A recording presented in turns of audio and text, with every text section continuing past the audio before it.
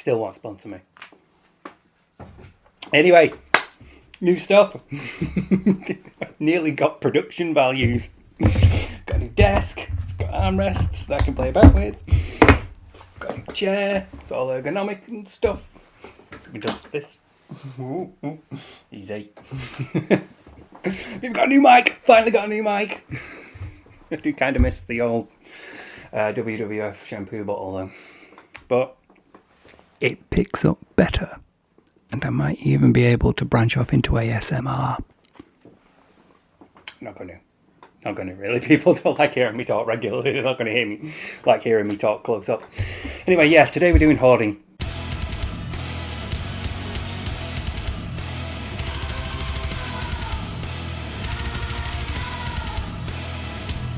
Before we go any further, I just need to clarify that the proper clinical name is hoarding disorder, but since it's used pretty interchangeably with just the word hoarding, I'll be doing that throughout this video, along with using hoarders for people with hoarding disorder, though I'm not going to be using any clips from the show Hoarders for background footage. I think those shows are a bit exploitative and kind of sensationalist, and they don't really sort of address, the real issues, and probably they don't really look into hoarding. They're just more like, look at all these weirdos and all this they've collected, This is ridiculous. Hell. This is just... What is...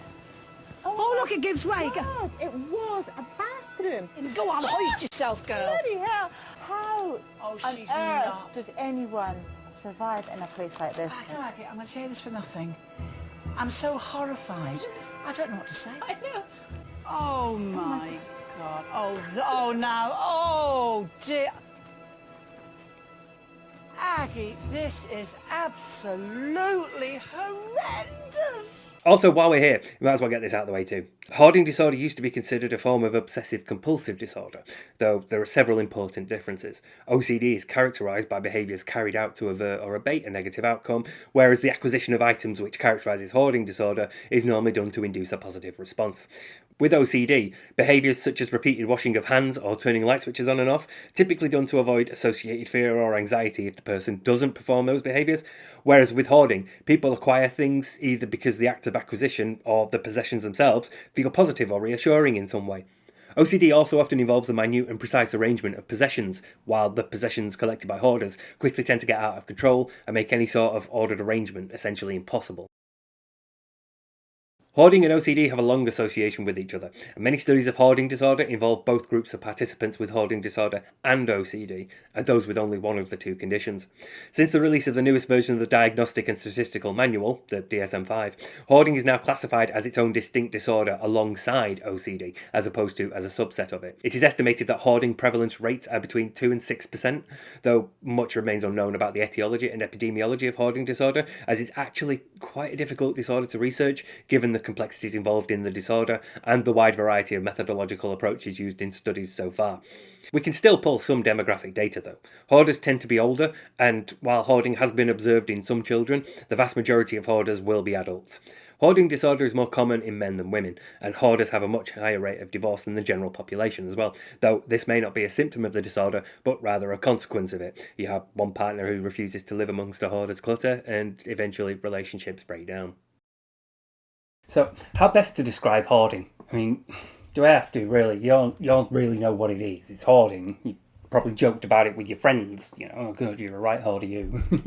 See the amount of books on someone's bookshelf. Or you'd be like, oh god, mate, the amount of stuff I've got, I'm turning into a right hoarder, mate. But you do need some sort of method of diagnosis. We do need to distinguish what makes hoarding, and that's a thing that it gets difficult because you end up approaching other fields of psychology. You have to look at concepts of ownership and identity. You're looking at different perspectives, like individual differences, social psychology. You're looking at concepts of social identity theory. There's all sorts of psychological aspects to hoarding that really benefit from having a better diagnostic criteria. So, yeah, we do have to actually say this is what hoarding is.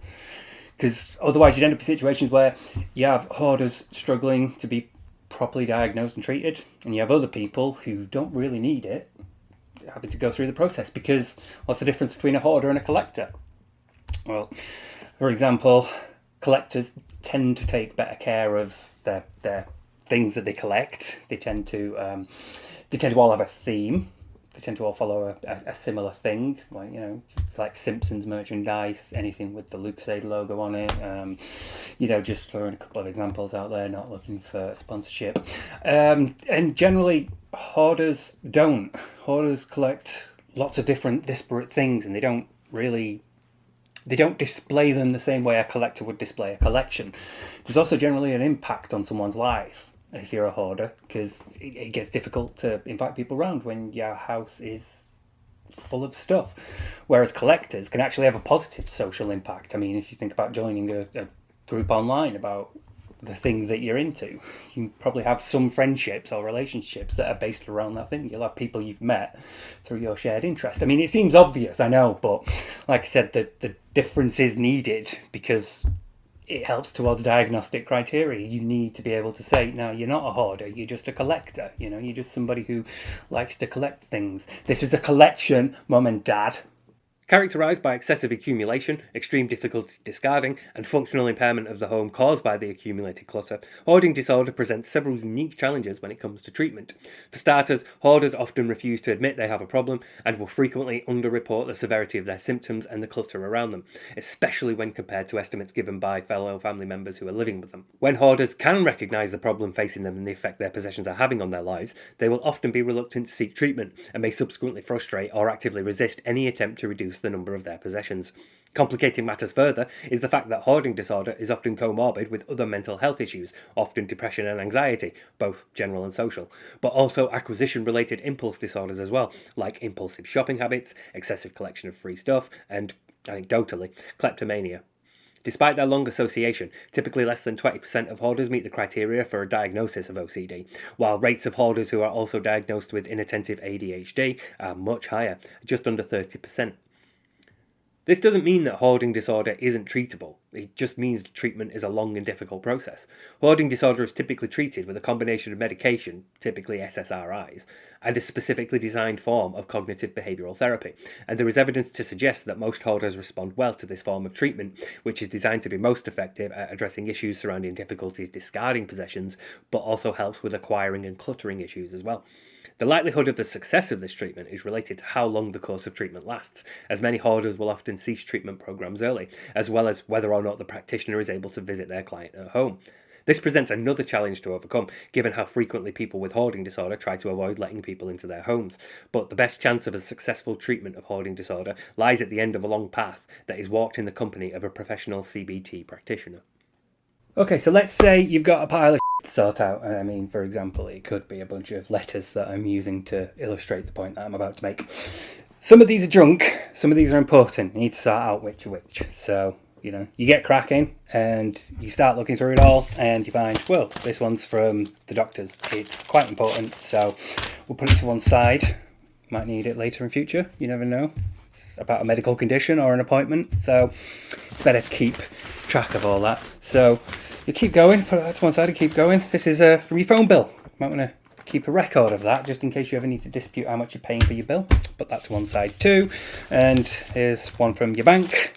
That could be very important if you ever need to dispute charges or if you want to keep track of, you know, your monthly statements. Put that to one side as well. Next one is payslip from work. Definitely want to keep hold of that in case you ever need it for tax purposes. And what happens is all of this has to go through that process. And most of the time, justification will be found to keep something, regardless of what it is.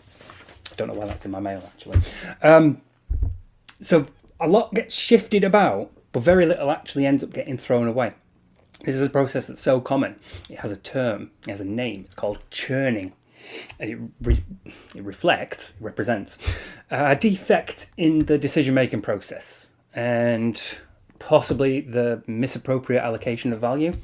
Because when you look at something and you think, I need to throw that away, if you can find any justification to keep it, no matter how far removed from the original purpose of the item in question, any justification, somebody might need it in future, you can repair it, you can use it for something else, anything, and the decision to keep it will be made, because that is easier than the decision to throw it away, because value has been invested in it, far more than it should be.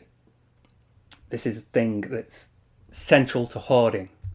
You have to look at how much value people assign to their objects and try to help them work out why so much value. Why do they think these things could still be kept when they obviously have no use, you know? I've got to put all this away now. This seemed like such a good idea on paper. Now, at this point, you're probably thinking, why does a person decide to keep so much stuff in the first place? Or at least you are if you'd like to help me keep some sort of narrative flow to this video. And there's not one straight answer to that question. There's no grand unified theory of hoarding we can use to understand and treat hoarding disorder. Do hoarders hoard because of the potential uses for the objects acquired, or for the fear of missing the chance to own the object? Do they struggle to discard out of fear of the anxiety of not having the object, or because they have assigned a disproportionate amount of value to the object? Or because they see the object as still having some potential use, or because they fear being seen as wasteful for discarding an object that might still be useful. For hoarders, a bigger problem than the pain of discarding possessions could be the avoidance behaviours involved with trying to escape facing that pain. As mentioned earlier, hoarders can often go to great lengths to avoid addressing the nature and scale of their disorder, from refusing to have social relationships or bring friends to their houses, to refusing to seek treatment or end it early. Avoidance tactics such as these can also be reinforced by the relief felt through the acquisition of objects, and this positive reinforcement can end up perpetuating avoidant behaviours, which ultimately then develops into a self-perpetuating cycle. This can sometimes result in a sort of clutter blindness, where hoarders are ignorant of the true extent of the space their clutter is taking up, and this is enforced by behaviours such as socialising in public or at friends' houses, or any other activity which takes them out of their house and minimises the amount of time spent with their possessions. To counter this, treatment sometimes involves taking photographs of the hoarder's living area before and during treatment, so that they can see the extent of their clutter and how much it's changed as treatment progresses. Other hoarders will do the opposite, neglecting their social relationships in favour of the safety and security provided by the objects they've acquired, and will be reluctant to discard objects they've assigned an inordinate amount of value to.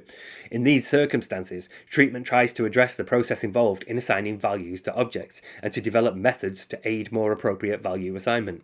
Some hoarders are perfectly capable of discarding objects once they've decided that it has no further value, but getting to that point is difficult and is often outpaced by the amount of incoming new possessions. Other hoarders think they'll be able to sort through their possessions themselves if only they had the time to do so, which is treated by addressing the underlying intolerance of distress caused by the thought of discarding objects that they are not completely certain they are finished with. It's typically this fear which reinforces the inability to discard possessions.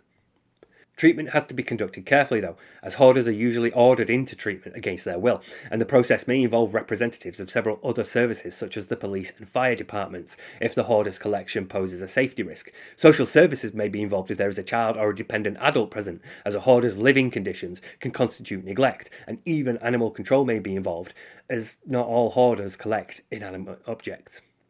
This next bit is quite difficult to talk about because it involves animals. Small percentage of hoarders do actually hoard animals.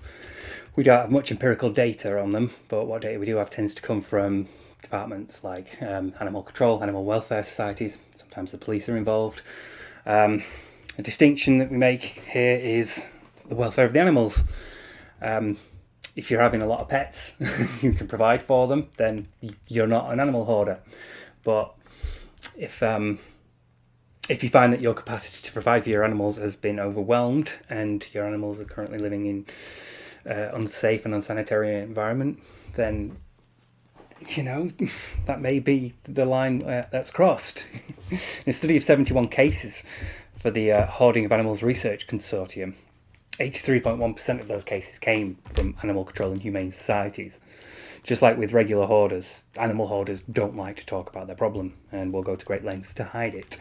The problem here is that animal hoarders are generally driven by desires that you can argue are very altruistic. They tend to believe that they are doing good for these animals, they are helping them, they're keeping them off the street, they're giving them safety, food, roof over their heads.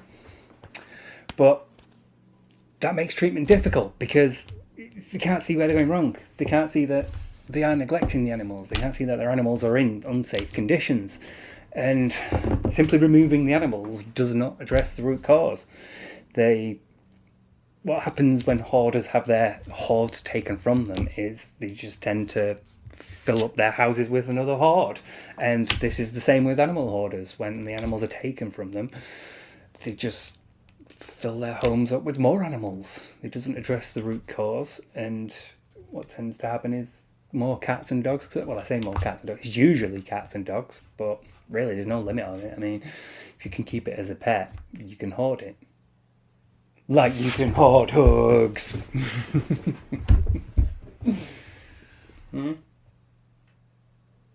You're not having it, are you? That would have been great. Never work with children and animals. So, we all procrastinate sometimes, right? There's no shame in admitting it. You're among friends here. I mean, I'm doing it right now while I've been writing and recording this essay. But you know how, when you do, really trivial things suddenly become far more important than they should be, and the thing that actually should be a priority is sent to the back of the queue, and will only be addressed once every other task has been completed?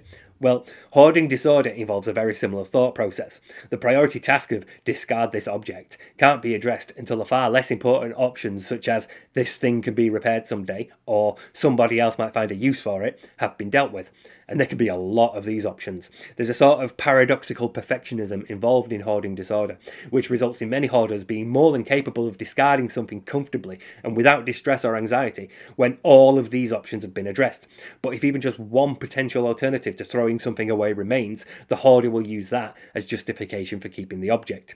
Such a pattern of thinking suggests some sort of defect in the decision-making process. But whereabouts in the brain does that happen?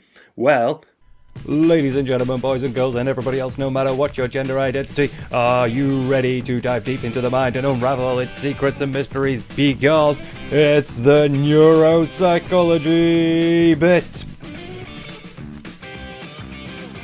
now, as you might imagine, it's a bit tricky to accurately measure the brain activity of a hoarder while they're hoarding. But researcher Dave Tolin devised a rather clever method. He asked participants, both hoarders and a non-hoarding control group, to bring in some paper possessions they had, such as letters, postcards, bills, And while they were in the MRI machine, they were shown video of them being held over a shredder, and the participants were asked whether the letter should be kept or shredded. While deliberating over this decision, participants who hoarded showed increased activation of the lateral orbitofrontal cortex, which processes information related to potential negative outcomes and punishments, and the parahippocampal gyrus, which is involved in spatial awareness and navigation, compared to the control group, whereas decisions to keep the items showed more activity in several regions of the temporal gyrus, cerebellum, and the anterior cingulate cortex. So, while thinking about the decision to discard, areas involved in spatial awareness and processing information related to punishments and negative outcomes are more active in hoarding participants. When they've decided to keep the object, they showed increased activity in areas involved with social cognition, learning and memory, impulse control and decision making when compared to non-hoarding participants. One of the possible theories Tolin et al. Considered in their paper is that the problems with decision-making faced by hoarders isn't actually the result of any sort of neurocognitive impairment, but is instead the result of emotional attachment to possessions. A 2007 study by A 2007 study found that participants with hoarding disorder had difficulty sorting their own possessions, but had no problem sorting items that didn't belong to them, while a 2015 meta-analysis by Tolin et al. Found that cognitive behavioural therapy was especially effective at addressing the core issue of hoarding disorder, discarding objects. So, it's entirely possible that hoarding disorder isn't the result of any neurological impairment at all, but is instead the result of maladaptive decision-making skills that can be treated with cognitive therapy. We can't come to a conclusion about that just yet, though, as there are some evidential issues, such as small sample sizes and the difficulties involved in finding people willing to participate, which can affect the ecological validity of your results, which need to be overcome first. There are also many difficulties involved in researching hoarding disorder when it comes to participants who may become obstinate and refuse to participate further, or may be experiencing distress and trauma if they have the threat of a court-imposed emptying of their property looming over them. However, the data we have so far has helped in the development of better treatment methods and frameworks, and these will only improve as we collect more evidence and learn more about hoarding disorder. This video's been a bit of a personal one for me. Recently I had occasion to Marie Kondo a bunch of my and I found some old MP3 players from when I used to work in a previous job. And I sent a picture of them to my friend, and I was like, look what I found, And I think it actually might be a bit of a problem, because I'd kept them with the intention of fixing them at some point. I always wanted to plug them back into a computer and see if I could recover them, see if I could get them working again. And when I said that to him, it sort of hit me. I had visions of those hoarders that keep like car engines and grand pianos and things that are broken that they always intend to fix at some point and then never get round to. So yeah, doing the work for this video, doing research, reading stuff, and reading stuff. It's sort of got to be because a lot of these hoarders, when you read the experiences, when you read their testimonies and you read what they're saying about why they keep things, a lot of them will talk about fear of a fallible memory. They'll think that, they'll forget something important and they worry about that. So they keep a physical thing to remind them of that time or that place or that person or that event. It's just because they don't trust that their memory will be able to remember it. But what happens is, at a certain point you cross a line where you're simply asking your memory to keep hold of too much stuff. Your mind has to keep track of far too much information. And when it inevitably fails, that gets seen as justification that the mind is fallible. And so you need to keep physical things because otherwise you're going to forget. And it becomes a sort of self-fulfilling prophecy. It becomes a self-perpetuating cycle. And the longer it goes on, the harder it can be to break out of that cycle. See, hoarding disorder. The problem with hoarding is that often there's no order. The problem with hoarding disorder is that it presents unique and difficult challenges to overcome that most of the mental illnesses do not. Most of the mental illnesses and personality disorders or whatever else might cause problems for family and friends don't impact on their living conditions in such a way. It might be stressful living with somebody who has a personality disorder or a mental illness, but it's typically not going to make your house unsafe, but if one of your parents is a hoarder, and parents often are, you're growing up in an unsafe environment. You're growing up with what are called goat paths, I think, or goat walks. When you have too much stuff on either side of a hallway, but there's a thin, narrow passage through them. Or you grow up with parents who churn a lot, and so lots of stuff gets moved around all the time, but it's never packed away properly, so it's never safe. And compounding all that is that hoarders are often very reluctant to seek treatment and to even admit they have a problem. Treatment being long and difficult is also another factor, because hoarders are notorious for dropping out of treatment when it gets too difficult for them, when they're faced with challenges and problems that they're not mentally and physically preparing themselves to do.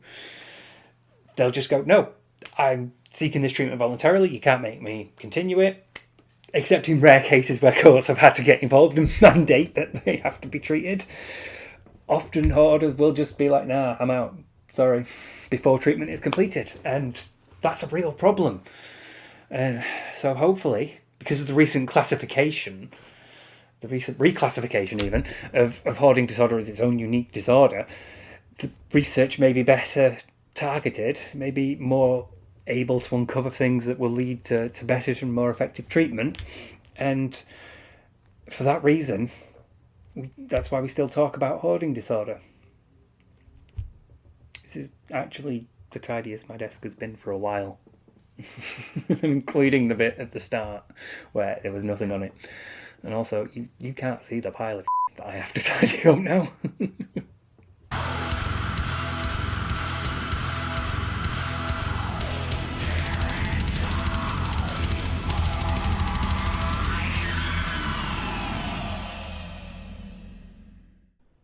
So while I was doing the research for this video, I found quite a few papers which had argued for the consideration of digital hoarding. Not necessarily a diagnosis of it, but more an area of concern. Like at some point in the future, we may have to deal with this, so it's worth looking into now. And it sounds odd, but there is some logic to it. If you think about the way that technology progresses and how hard drive capacities are getting bigger, whereas the physical dimensions of them are getting smaller. So you can have an external drive or a USB stick or even your phone, and as the years go by, you'll be able to get more and more memory on them for the same or smaller physical dimensions. This is the memory card from my first camera, and it was 512 megabytes, 2003, 2004-ish. and this is my phone that has 125 times what's on the memory card. Also, I'm doing this in my webcam to sort of make a point about digital, and so it's really awkward going from left to right because it's mirrored on the screen that I'm looking at. It's also why I'm looking down slightly. Anyway, yeah, if you think about the amount of data that goes through this, you know, this device in your hand is capable of storing data, but it's also capable of transmitting it. You can upload stuff from this onto into a cloud-based server. You can have a OneDrive or Dropbox or the iCloud. You know, you fill it with pictures and videos or whatever, upload all that stuff, and then you've got, you know, you can do it all again. And you never have to worry about all that stuff that's in the cloud. So it's very easy to actually accumulate masses of data. Think about the last time you actually did clear out your phone's gallery. You know, think about how many pictures there are on your Facebook profile, and those are all pictures that, you know, would have a physical, well, not physical, they would have a presence on a hard drive. They would take up a certain amount of space on a hard drive, and over time, that hard drive would get full of pictures and stuff. So it's not entirely out of the realm of possibility for it to become a problem. In fact, studies of hoarders who have computers, well, according to the book that I was referencing throughout this video, Stuff, briefly mentions that hoarders tend to have computers that are also equally full of junk. So it might not even be pictures that are relevant or they need or want, but they've seen them and they've saved them. So it's not entirely out of the realm of possibility. I mean, again, speaking from personal experience, as you might have guessed, I have quite a lot of old data. I have documents and pictures and things dating back to 2003. I've got a couple of hard drives that I've backed up pictures and music and things on. There was a period where I had a hard drive crash and I lost all of 2012, and all my pictures, all my documents from that period have gone. And it sucked. It really hurt. I felt like because it just felt like that entire year had gone. And that's hoarders who have computers who have had the similar thing speak about the similar feelings and emotional drives. Again, it is the fear of an infallible memory. It's a loss of memory. So literally, in the case of a hard drive crash, it is a loss of memory. But preliminary research for this phenomena actually came from the world of business. It came from businesses and financial institutions looking at large companies and how they stored their data. Because if you think about, especially large banks and things like that, they've got a lot of information that they need to store and organise and catalogue. They have customer records, they have HR stuff, they have financial details and transaction histories and things like that. They have statements and all sorts of stuff that needs to be stored and categorized and accessible at times. So interest in how these companies processed their data and stored it and organized it, and how they decided this data we need to keep, this data we can delete, was the first sort of like real indication that hoarding digitally can be a thing. So I think that as time progresses and as things carry on, it may become more of a problem. I mean, we're increasingly online, we're increasingly wireless, and you can do it from your phone, you can do it from a device in your hand. This is science fiction when I was a child. So as things progress, it's not uncommon, not uncommon, it's not implausible that you may accumulate more and more things. When was the last time you deleted pictures from your phone's album? When was the last time you backed up your pictures onto another drive, say a hard drive on your computer, like I do every so often because I take a lot of pictures. So yeah, digital hoarding could be a thing in the future. I tend to think it might be, actually. I think it could be a problem that develops in future, but by the point it is a problem that's taken seriously, you'll probably have hipster hoarders who are like, oh, I was doing it when it was physical, you know. You don't get the tactile sensation as you do with physical hoarding. It just doesn't sound as good, you know. It's the tone and the sound, and it just doesn't sound as good on CD, does it? It doesn't sound as good as an MP3.